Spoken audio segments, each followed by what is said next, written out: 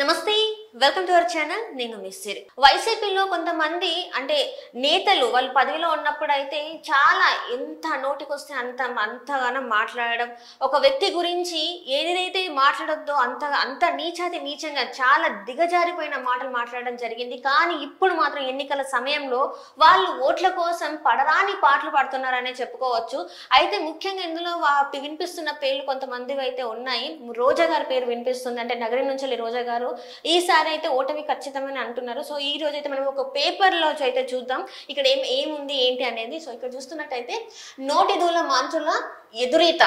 So పదవిలో ఉండగా నోరు పారేసుకున్నారు, ఇప్పుడు ఓట్ల కోసం అష్ట కష్టాలు పడుతున్నారు. అన్ని సర్వేలు వీరికి ఓటమి తప్పదని అంటున్నాయి, అటు రోజా నుంచి ఇటు దువ్వాడ వరకు. సో నేను ఇందాక మేము చెప్పినట్టే వాళ్ళు అధికారంలో ఉన్నప్పుడు ప్రత్యర్థుల గురించే కావచ్చు, వాళ్ళు అంటే ఒక మంత్రి గురించి అంటే ఎక్స్ మినిస్టర్ గురించే కావచ్చు, ఏవైనా కూడా ప్రతిపక్షంలో ఉన్న నాయకుల గురించి వాళ్ళ కుటుంబ సభ్యుల గురించి కూడా చాలా నీచంగా మాట్లాడిన సందర్భాలు ఉన్నాయి. సో ఈ రోజు మాత్రం వాళ్ళు ఓట్ల కోసం ప్రజల మధ్యలోకి వెళ్తే మాత్రం కొన్ని సర్వేలు అయితే వాళ్ళకి ఓటమి తప్పదని అంటున్నాయి. సో దీని మీద స్పందించడానికి మనతో పాటు ఉన్నారు ప్రముఖ రాజకీయ విశ్లేషకులు కేవీవి ప్రసాద్ గారు. నమస్కారం సార్.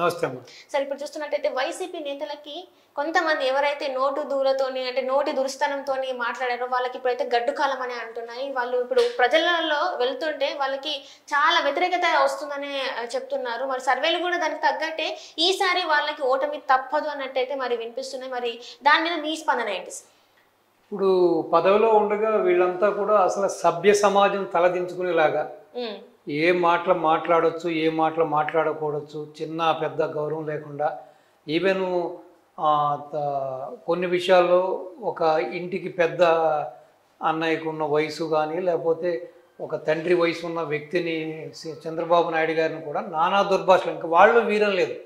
సో వాళ్ళ దృష్టిలో ఎవరిని ఏమి మాట్లాడాలని కూడా ఇంకా ఒక సభ్య సమాజం తలదించుకునేలాగా అసలు ఈ మాట ఆ మాట అనుకోకుండా నానా నీచంగా మాట్లాడిన వ్యక్తులు వీళ్ళు. కనీసం వీళ్ళు మీరు చెప్తున్నట్టుగా ఇప్పుడు రోజా కానీ, కొడాలి నాని కానీ, అంబటి రాంబాబు కానీ, ఎమ్మెల్సీగా ఉన్న ఒక దువ్వాడ శ్రీనివాస్ కానీ, అనకాపల్లి నుంచి ప్రాతినిధ్యం వహించి ఇప్పుడు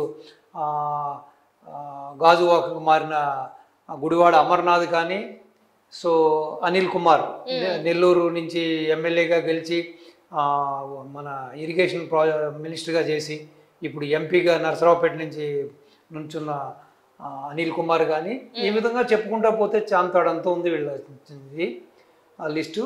కానీ వీళ్ళెవ్వరూ కూడా కనీసం ఇంగితం లేకుండా, కనీసం ఏ రోజును కూడా ప్రజా సమస్యల మీద స్పందించకుండా, ఎవరైనా వాళ్ళని ఎత్తుకుంటూ వచ్చి వాళ్ళ సమస్యలు చెబితే దానికి పరిష్కారం కూడా చూపించకుండా కేవలం వాళ్ళ ధనార్జన, వాళ్ళ అక్రమార్జన, వాళ్ళ భూ కబ్జాలు, వాళ్ళ శాఖలో ఏ విధంగా సంపాదించుకోవాలి, ఏ విధంగా చేయాలి, ఈవెన్ మీరు చెప్పిన ఈ యొక్క జబర్దస్తి రాణికి కూడా తిరుపతి టిక్కెట్లు కూడా అమ్ముకుని, దర్శనం టిక్కెట్లు కూడా అమ్ముకుని కూడా సొమ్ము చేసుకుంటుందనే కూడా అభియోగాలు కూడా చాలా బలంగా వినిపిస్తున్నాయి. సో ఈ కనీసం వాళ్ళ శాఖల మీద కనీసం ఒక 1% కూడా అవగాహన లేకుండా, అసలు ఏం చేస్తున్నాము, చేయబోతున్నాం, మన శాఖ ఏంటి, మన ప్రాధాన్యత ఏంటి అని కూడా తెలియకుండా, సో కేవలం ఈ పరనిందనం వేస్తూ సో ప్రతిపక్ష నాయకుల్ని ఇటు పవన్ కళ్యాణ్ గారిని కానీ, ఇటు చంద్రబాబు నాయుడు గారిని కానీ, ఇటు లోకేష్ గారిని కానీ, ఇంకా మిగతా ఈ 3 పార్టీలకి, బీజేపీకి సంబంధించిన, టీడీపీ జనసేన పార్టీలకు సంబంధించిన నాయకుల్ని, వాళ్ళ కుటుంబ సభ్యుల్ని, వాళ్ళ పెళ్ళిళ్ళ గురించి ఈ విధంగా మాట్లాడడం తప్పించి వీళ్ళు అసలు రాష్ట్రానికి కానీ రాష్ట్ర ప్రజలకు కానీ చేసింది ఏమీ లేదు.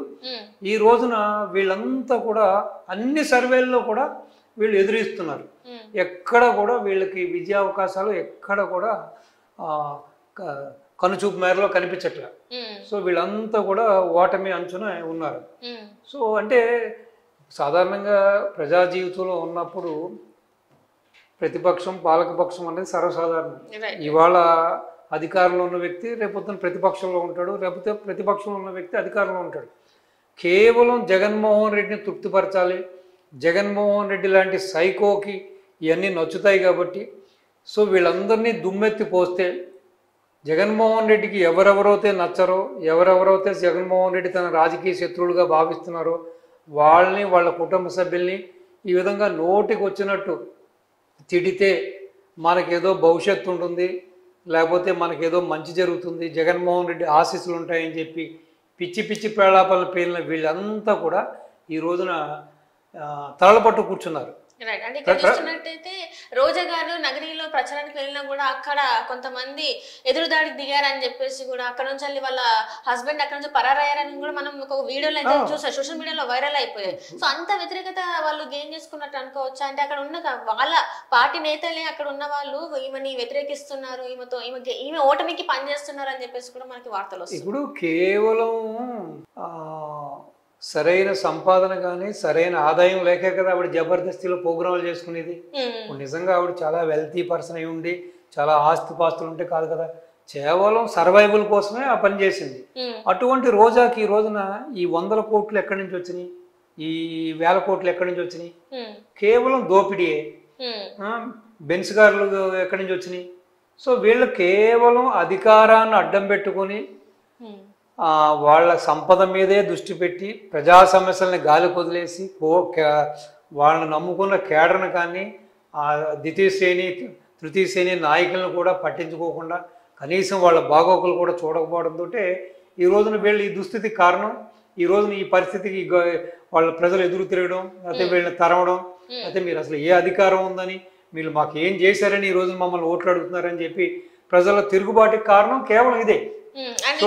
ఇక్కడ చూస్తున్నట్టయితే అంబటి రాంబాబు గారు అల్లుడు కూడా ఒక వీడియో అయితే రిలీజ్ చేశారు. ఏంటంటే తనకి ఓటు వేయద్దు అంటే చూసుకొని ప్రజలు చూసుకొని ఓటు వేయండి, ఇట్లాంటి నాయకుడికి ఓటు వేయొద్దు, అబద్ధాన్ని కూడా నిజాన్ని చెప్పే ప్రయత్నం చేస్తున్నారని తను కూడా ఒక వీడియో అయితే రిలీజ్ చేశారు. మరి ఇంట్లోనే వ్యతిరేకత ఉందని అనుకోవచ్చా మనం? ఇంట్లో కుటుంబ సభ్యులే ఈ విధంగా ఎదురు తిరిగి మాట్లాడుతున్నారంటే, కుటుంబ సభ్యుల నుంచే ఈ విధంగా ప్రతిఘటన ఎదురైందంటే 2019లో అంబటి రాంబాబు గారి కుమార్తెలు ఇద్దరు కూడా తండ్రికి చేదోడు వాదోడుగా ఎలక్షన్లో వాళ్ళు తిరగని ఊరు లేదు, ఎక్కని మెట్టు లేదు, దిగని మెట్టు లేదు.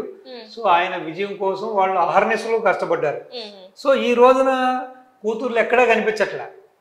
సో దీని ఇండికేషన్ ఏంటి? వాళ్ళే చిరాకు పడుతున్నారు, వాళ్ళే చేదరించుకుంటున్నారు, వాళ్ళే చీకొడుతున్నారు. సో ఈవెన్ సొంత అల్లుడు బయటకు వచ్చి స్టేట్మెంట్ ఇచ్చాడంటే సో దాన్ని బట్టి అక్కడ యొక్క ఎంత తీవ్రత ఉన్నది, వీళ్ళ మీద వ్యతిరేకత అనేది ఎంత తీవ్రత. ఇప్పుడు కుటుంబ సభ్యులకే వీళ్ళ నచ్చనప్పుడు, కుటుంబ సభ్యులకే వీళ్ళ వైఖరి, వీళ్ళ వ్యవహార శైలి, వీళ్ళ పరిపాలన నచ్చనప్పుడు ఇంకా ప్రజలకు ఏమి నచ్చుతుందో మీరు ఆలోచించండి. ఇప్పుడు సాధారణంగా కుటుంబ సభ్యులు ఏదైనా చిన్న చిన్న విషయాలు ఉన్నా కూడా మనస్పర్ధలు ఉన్నా కూడా సరిపెచ్చుకుంటారు. సో బయట కోసం అట్లీస్ట్ కాస్త నటిస్తారు. అటువంటిది వాళ్ళే బాహాటంగా వ్యతిరేకిస్తూ వాళ్ళే చెదరగొడుతున్నప్పుడు ఇంకా ఈ ప్రజాక్షేత్రంలో మీరు చెప్పిన ఈ బూతుల గ్యాంగు అప్పుడు వీళ్ళ భవిష్యత్తు ఏంటి, వీళ్ళ భవిత ఏంటి మీరు ఆలోచించండి. సో ఓటమి తథ్యం. Right sir, right. Thank you so much. నమస్తే అమ్మా.